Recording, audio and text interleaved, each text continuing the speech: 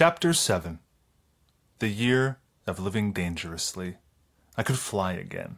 1988. A business opportunity presented itself early in the new year. A gentleman who had test marketed a car inspection business in Ottawa was looking for an active partner who had money. The Lemon Detectors, a car inspection service, was born. It meshed with my evolving philosophy of making the world a better place in which to live. Unfortunately, I started having psychological problems from the stress of the business and from the antidepressants I was taking. The landlord who rented my partner and me a unit in his building misled us about the zoning. I believed I could run a car inspection business from this building since numerous other garages were located in the same building. It was impossible to find legitimate space for an automotive business. The landlord knew this and demanded $10,000 in cash for the lease. At City Hall, I registered the business and found out we were illegally operating an automotive business. I had sunk a considerable amount of time, energy, and money into the venture and was not prepared to give up. I knew it paid to cut your losses, but emotionally I had too much invested in the enterprise. My integrity did not allow me to withdraw the application to operate the car inspection venture. I reasoned that if my business had to do with honestly appraising the condition of a car, then its foundation must be firmly entrenched. My honesty and integrity pushed me over the psychological edge from normalcy to a living hell. This caused me to feel invincible, which was exactly the opposite of how I should have felt. On May 8, 1988, Alan Scott Vegotsky was born. Now I was the proud father of two, a boy and a girl. All seemed well in my world. I had started writing lots of stories and even copyright registered a book called The Celebration of Life. However, definite signs of a psychological problem were appearing. Doctors, friends, or family, neither knew what to do, nor could they identify the problem. Dr. I Can't, the psychiatrist, saw me regularly, and even he did not realize the state I was in. I was scared to death, confused, illogical, and had lost all sense of proportion. I was flying again, and, as with my accident, the devastation touched many people directly. I had a full-blown case of something, but I did not know what it was. Lainey lived in fear. She saw our nest egg disappearing as I spent money recklessly.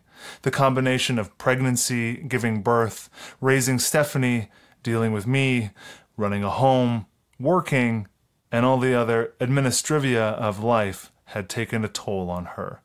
Our relationship started dying a slow death. Meanwhile, my tendency and integrity in refusing to live a lie and insisting that the city accept my car business application got a full-page article in the Toronto Sun, May 24th, 1988. The headline read, "Sour Lemons," by Jerry Gladman. I gave away car inspections and kept fighting City Hall to stay open. My partner disappeared. I blew over $200,000, the bulk of my settlement from the accident. It happened so quickly, the sudden realization was too much for me. I fell apart. The psychiatrist, the hypnotherapist, and the monkey on my back continued. Lainey spoke to a social worker who thought I had a case of mania. I remember the look on Lainey's face the day she told me this. She was scared. Stephanie and Alan were at her side. There was a tremor in her voice, and she couldn't look me in the eye. "Kenny, I believe you are having a manic episode," she said. I looked at Alan in the carriage, then at Stephanie. We were standing outside the house. It was a safe place. "Either you go to the hospital or—" Her voice trailed off as the fear of how I would react hit her. I was relieved. At last I had the answer for my sense of chaos. Immediately, I drove to the hospital emergency room and admitted myself. Thankful at last that I knew what was wrong. The doctor admitted me on the spot. Something was being done. The psychiatric ward is a world all of its own. The staff did their best to deal with a wide range of patients. Some were violent, Others had breakdowns, and many, like me, needed a haven and time to heal. First, they took away all my drugs. That meant no more antidepressants. Next, they started me on a course of drug treatment with lithium. Ancient Greeks had used this powerful, naturally occurring salt to enhance their moods. I was stabilized, and within a few days I began to function normally. Unfortunately, the damage was done. Dr. Granite, the psychiatrist, met me at the hospital and took me on as a patient after I was discharged. Drugs are okay for some things, but I kept discovering my fear of them was well-founded. They were too easy to abuse, and doctors, family, and I manipulated my use of them. This was not the way I wanted to live. Drug dependency was slowly killing my mind, body, and soul. I had to break free of this vicious cycle of drugs and doctors. Of key importance is finding a real friend. But when you're on drugs, there is a mini crisis in your body that means you will always need a doctor to monitor you. A friend can help, but it isn't enough. All this was becoming evident to me. Drugs had put me in the hospital, and now they were saving me. Drugs were not the safe and natural choice for maintaining my life. My world had shattered and fallen apart again. Good news, bad news, continued. The small steps forward I had taken came with a price. I paid for the positive events and steps made. I paid with money, my marriage, and my sanity. That summer, I closed the business. Emotionally, I felt okay, yet I knew my marriage had suffered a major blow. Lainey and I sought help through a community counseling service. Instead of dealing with the emotional and physical pains, we masked them. We knew we had to do something, but counseling was not the complete answer. Maybe if we sat and talked. Unfortunately, the aftershocks of my mania made that impossible for us to do. That summer, we focused on the house, the children, and picking up the pieces. I did not enjoy bowling, walking, or any physical activities. I escaped into science fiction, television, and movies. The pain made moving uncomfortable. I wanted to hug the kids so badly with both my arms and felt inadequate giving them my one-armed and painful-to-me embrace. Food replaced physical satisfaction. I enjoyed eating and put on more weight. The medication worked to alleviate the heartburn, but I still had moments of great discomfort. Sleeplessness was becoming a problem. I thought due to the problems of my business and illness. I began a routine of staying up until 2 or 3 in the morning. To the outside world, all was okay, but I knew better. I needed to start using my mind in a positive way rather than dwelling negatively on the past. My accident and rehabilitation had taught me this. The piercing bolts of pain never stopped, but I was dealing with them by thinking and gently massaging my thoughts and breathing deeply when they struck. My body's sensitivity to the environment, evident during particular thunderstorms, wreaked havoc, causing my pain to increase greatly. Real estate school appealed to me as a healthy distraction to take my mind off pain and suffering. I knew from my accident that setting positive goals benefited me and those around me. It was the best way to deal with the feelings of violation and lost innocence, as well as to earn back some of the $200,000 I had sunk into the business. That fall, I signed up for a real estate course. A bright new future awaited me. Chapter 8. A New Beginning, 1989. The real estate course challenged my mind. I felt whole again. I made new friends to fill the void created by those who drew away from me. The withdrawal by these old friends and families hurt. Even though I dealt with my problem, they preferred not to talk about it or even acknowledge its existence. The victim role was nothing new. I had to break the cycle for myself if I wanted to survive.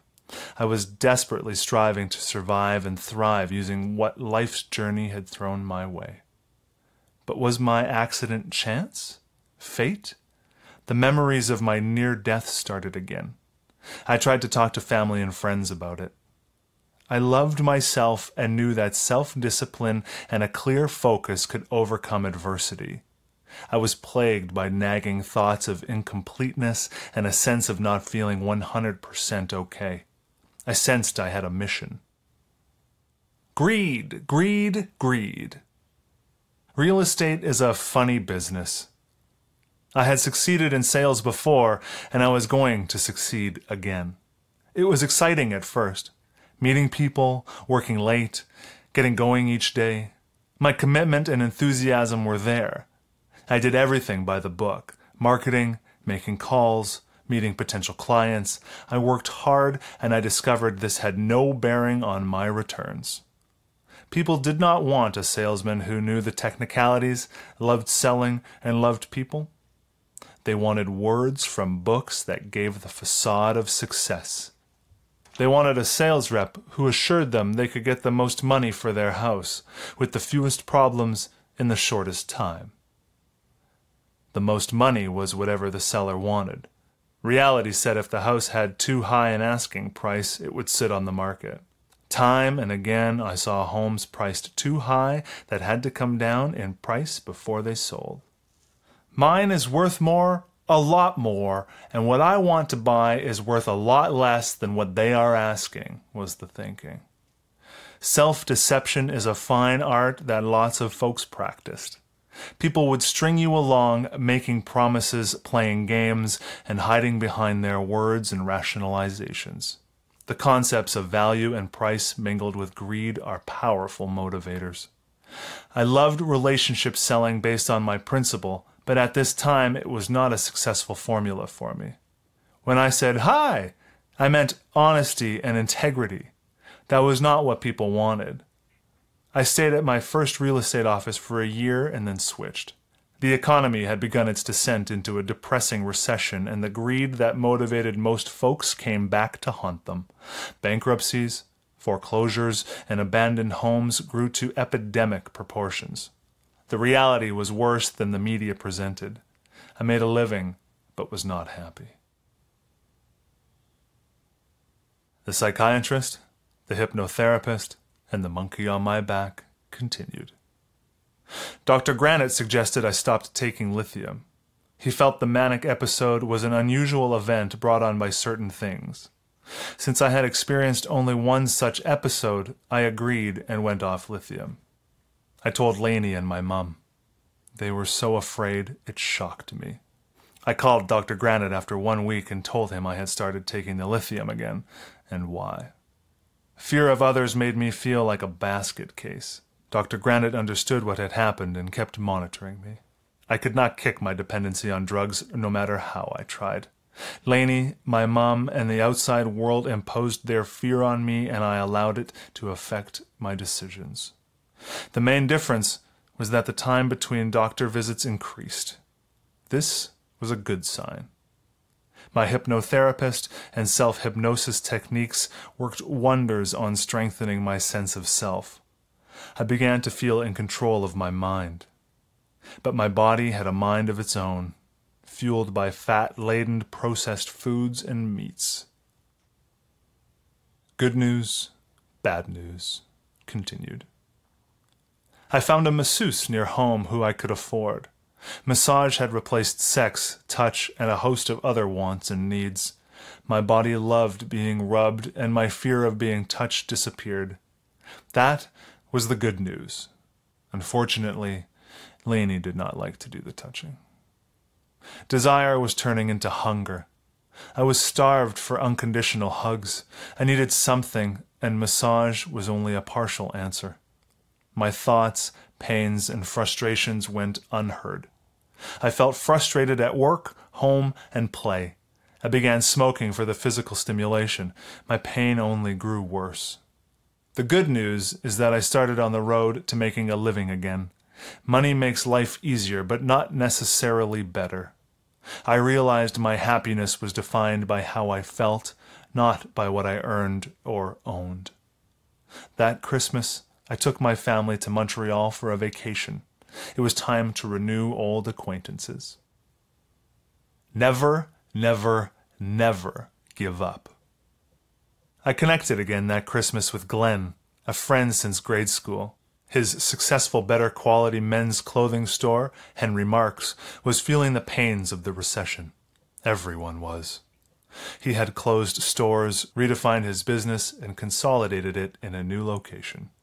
Surviving these bad times was success enough for most business people. Glenn's model was a guide for me. Never, never, never give up. The economy had fallen off a precipice and interest rates kept rising. Layoffs and major bankruptcies made headlines. The news brought fear of the unknown and talk of a depression. Mass hysteria had hit the real estate market. Many homeowners defaulted on their mortgages. Banks took over the homes, so forced sales started climbing. The greed that fueled the real estate boom had turned to a fear that fueled the flames of economic chaos. Lainey achieved the highest position any woman had held in the 175-person consulting area of the accounting firm for which she worked.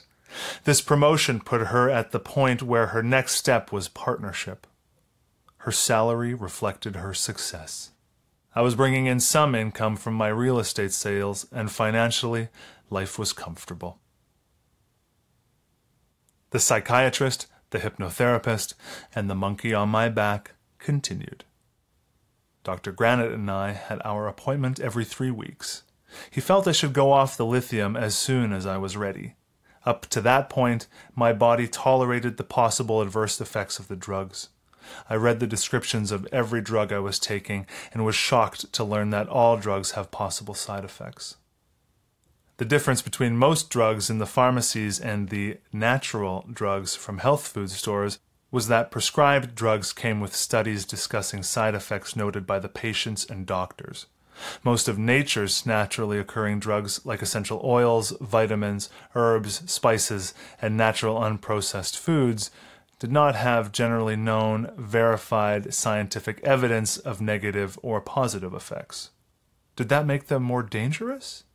Why did people resist natural healing drugs and foods? Evidence of intentional ignorance started mounting as I dug deeper and deeper into the motivation of doctors and pharmacological companies. I understood the medical and business motivation as a combination of money-making mechanisms and the masses empowering others to think for them. It is easier to do business with a public that blindly accepts what is done for and to them at any price. Doctors made their patients feel they were being helped by receiving prescribed drugs. The pharmacological industry reinforced this perception by trading on the public's fear of the unknown, plus its desire for a quick fix. I wanted the monkey on my back to shake loose. I wanted to stop using the prescription drugs. Dr. Maui used his gentle hypnotherapy at our bi-weekly sessions. I felt more centered as I applied the lessons I subconsciously learned at those times. Occasionally, the positive thoughts and words from a tape I heard years before replayed itself in my head. Now I started to play life-affirming cassette tapes in my car and at home. They comforted me greatly. Regular massages eased the discomfort of my body, but physically, I was a wreck. My body was rebelling against the abuses of drugs and processed fat-laden foods. I woke up tired every day. Naps helped, but did not solve the problem. My breathing on the one lung worsened, and I would sweat profusely or pant at the slightest overexertion, even walking up a flight of stairs. Something was wrong. Very wrong. Good news, bad news, continued. The bad news was my body's rebellion against my lifestyle and condition. Laney's company merged with a larger major accounting firm as a survival strategy. The government changed regulations for the area of accounting she specialized in. That meant demand for her skills would decrease significantly in the coming years. The writing was on the wall. The good news was I became aware of my body and realized I had problems that I could deal with. My mind was more focused and a veil was lifting. I survived another year. Chapter 9. The Search Continues, 1990. Stephanie began kindergarten, and Alan was experiencing the challenging twos. In Stephanie, I saw my wife growing up. In Alan, I saw myself growing up the way I wish I had. Lainey started her own business. Her years of experience and credibility earned her a solid foundation of clients. My real estate career achieved its goal of getting me back on my feet, but I still lacked the close human contact I needed. The money did not compensate for the long hours, evenings, and weekends I had to work. My life belonged to potential clients and customers who begrudged me whatever I earned. I realized I could not change the people, so I had to change myself. I made a plan to deal with my problems. The traditional approach of blaming others for my dissatisfaction did not work. I had a focus. The nightmarish reliving of my death had turned to an acceptance of the messages I had received. My death had happened, and I knew no one wanted to hear me talk about it. Dwelling on the negatives did not get me farther, so I got on with life. Sex was a problem. Feelings of inadequacy from the lack of physical contact added frustration and stress to my life. The lack of hugs and kisses made me feel divorced even more from my physical being. My mind and body neither understood nor cared about why this happened. My mind and body cried out for attention, for unconditional love. My family and Lainey's family had an unwritten rule: conform or suffer the consequences. Their way was withdrawal of communication and intimacy. It could not be their way, or I would wither and die inside. I was not going to allow them to treat me like a possession or an animal to be trained or cajoled, I defiantly thought to myself. My tenacity came to my rescue. Do your homework. I was up late as usual, watching TV in the family room. Everyone was asleep, and the house was quiet. Suddenly, everything turned black. Rather than exciting me, the silence of the night calmed me. I felt a warm, comforting tingling in my body. My mind suddenly awakened, and I could swear someone was talking to me. The voice sounded unearthly. "Who's there?" I asked. Gentle thoughts caressed my mind. "Your mission. Do your homework. All will be well." I felt possessed by this voice, yet I was in complete control of my body. I am not crazy, I thought. My body tingled, and a sense of well-being enveloped me. I got up, went outside, and looked at the heavens. I felt compelled to be close to nature. Then it hit me. The answers were all around me. Nature held the answers. It was up to me to uncover them. I had to take full responsibility for my life and discover the abundance nature held. The tingling strengthened as my thoughts clarified my priorities. Take care of your body. Take care of your mind. Take care of your soul, the wind seemed to whisper. You have a mission. Follow your path. The pain I consistently lived with changed its nature as if guided by an unseen force. Awakening to the natural power of God, the universal intelligence, was a scary process after all I had been through. Change had been the only constant in my life, and now it was taking me in a new direction. "What path?" I called into the night sky. A cold wind touched my body, and the blackened sky turned luminescent as street lights came alive. I do not know how long I stood there. I only know I had found a taste of inner peace and tranquility, something I had not felt for a long time. That night I slept deeply. At last I knew I was getting closer to finding my purpose for being, my mission. The year came to an end with a sense of inner resolve to keep the best, seek the rest, and junk the noises and distractions. I had a sense of purpose, and that was all I needed. Chapter 10. The Flood of Knowledge, 1991. God damn it, what the hell is wrong? I yelled. Lainey responded with silence. She had chosen this way to deal with our relationship. I had chosen a vocal way. Neither approach worked. We were caught in a spiral of frustration and anger. I resolved to deal with my past. My dad had been a yeller. Determined to break the pattern, I joined a course dealing with anger at a family community service. My sense of purpose began as a process of centering my ill feelings and dealing with them constructively. Yelling was not an answer. It only increased my physical and emotional pain.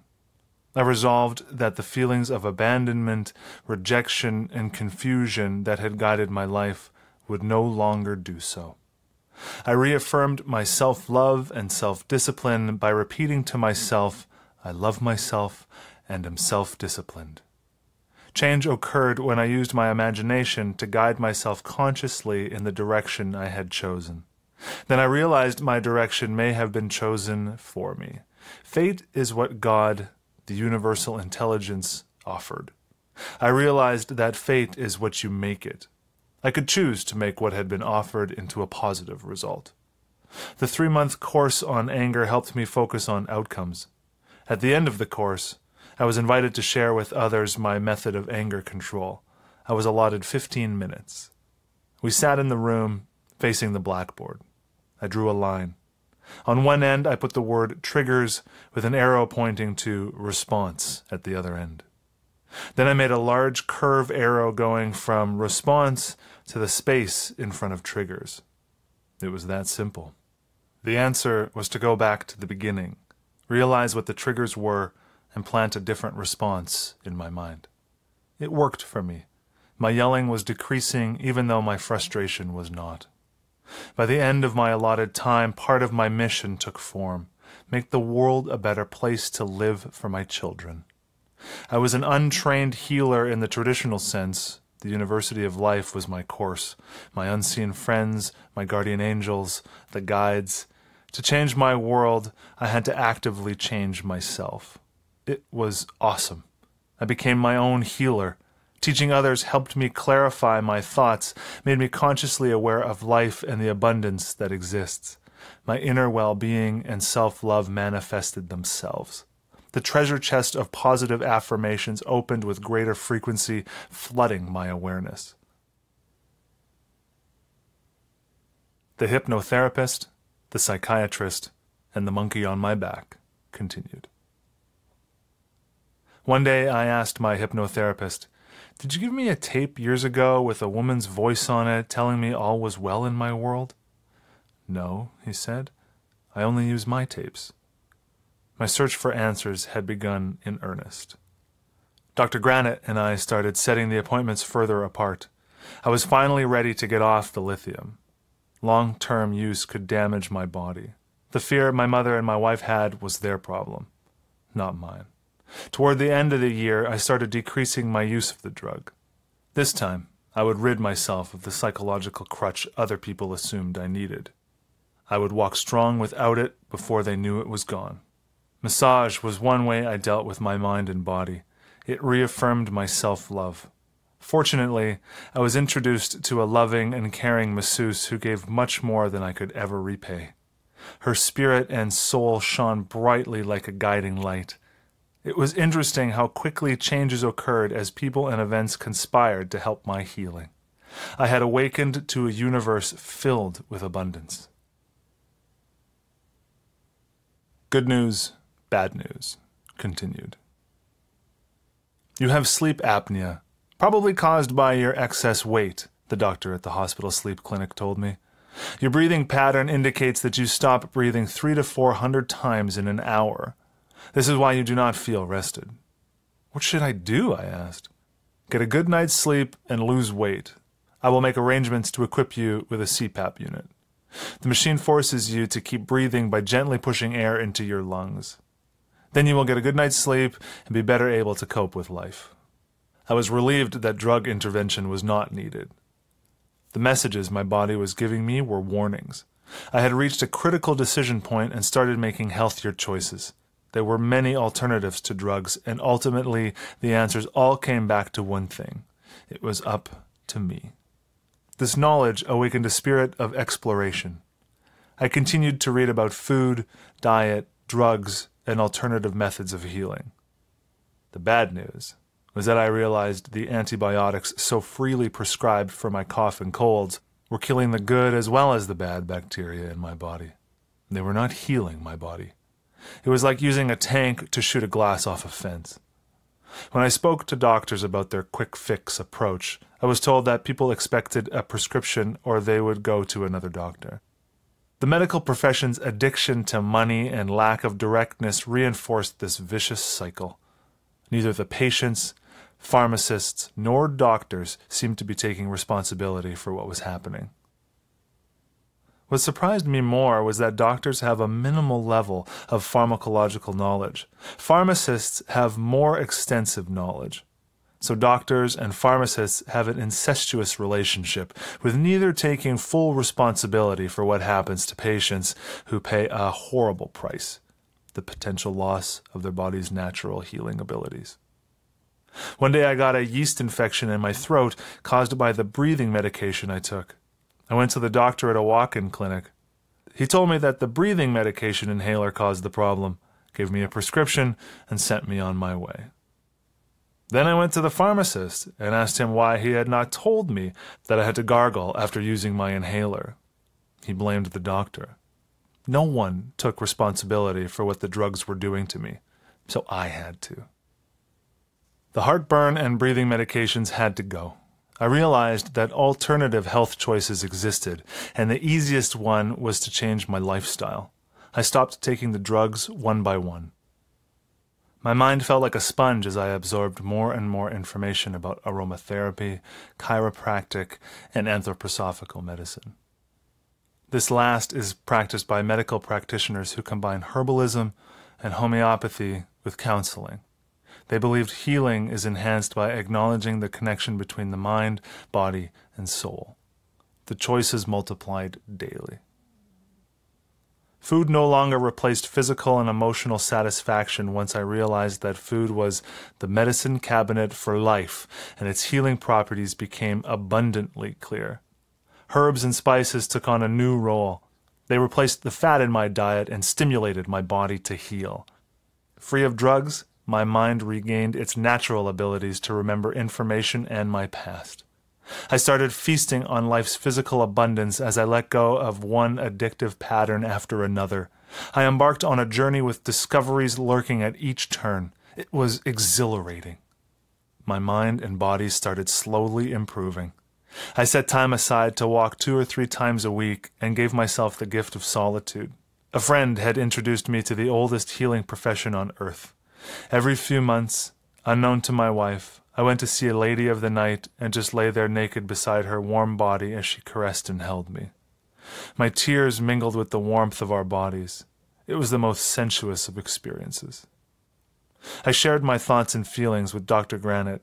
He rarely got a word in as I rambled on, pouring out my voluminous discoveries and new awareness. Something had to give. It seemed too good to be true. I tried sharing my discoveries with those close to me. They had closed their minds to my pleas for them to think for themselves, especially when it came to their family's health. Who was I to tell people about such things when I was a fat, smoking, ex-mental patient? They treated my messages with disdain. It appeared that the solutions I offered contradicted their expectations of the modern lifestyle and system of health care they were used to. It was a battle I could not win, but I could console myself with the fact that I had tried. One after another, I saw problems occurring with my children and those of friends and relatives in ever-increasing degrees.